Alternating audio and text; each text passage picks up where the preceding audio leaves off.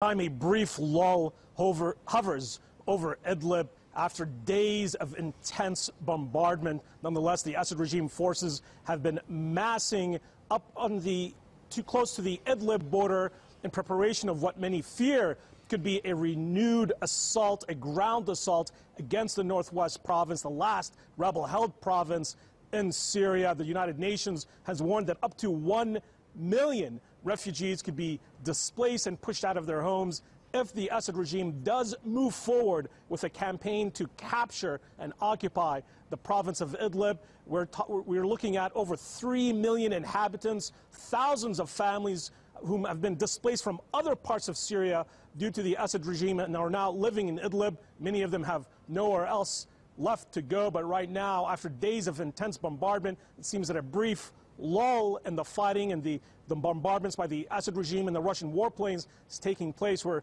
waiting to see on whether or not the diplomatic initiatives and Turkey's outreach to the Russians and to the Iranians, if that's had any positive impact to prevent a slaughter and to prevent the Assad regime from moving forward with his plan. But at this moment, it seems that the bombardment has briefly stopped. But then again, we've seen that happen before, a lull before the storm, and then seeing the Assad regime attack and capture areas in other parts of Syria that were technically covered by the de-escalation zone. So we're now waiting to see what will now happen in Idlib and what's going to be the fate of the 3 million Syrian civilians living in that province. And if there is a big migration of people looking for safety, Turkey would almost certainly bear the brunt of that because, of course, the border of the two countries being right there in Idlib. But can Turkey really afford to take more? It's got already 3 million plus Syrian refugees living here.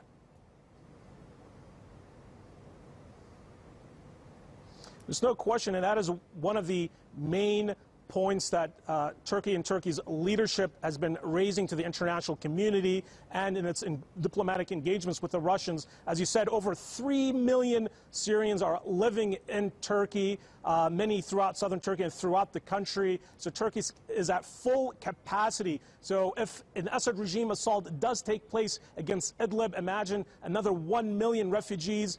Many of them may even flow into Europe, so this could be a replay of the scenario in 2015 when we saw mass migration into Europe and all that entailed. So Turkey's position here is that in order to prevent a refugee crisis, you have to deal with the root cause of the problem, what's driving the people out of their homes and turning them into refugees. So you have to prevent the refugee crisis from happening in the first place in order to prevent any a humanitarian disaster for the Syrian people and national security concerns and humanitarian concerns for Turkey and also possibly for Europe. And let's not forget that Turkey is a NATO ally, and we have Turkish military observation posts in Idlib and in northern Hama, and Turkey has been reinforcing those military positions. Some reports indicate that's irked the Russians and the Syrian regime, so we have to wait and see how that will play out as well. But a humanitarian disaster possibly looming in Idlib today.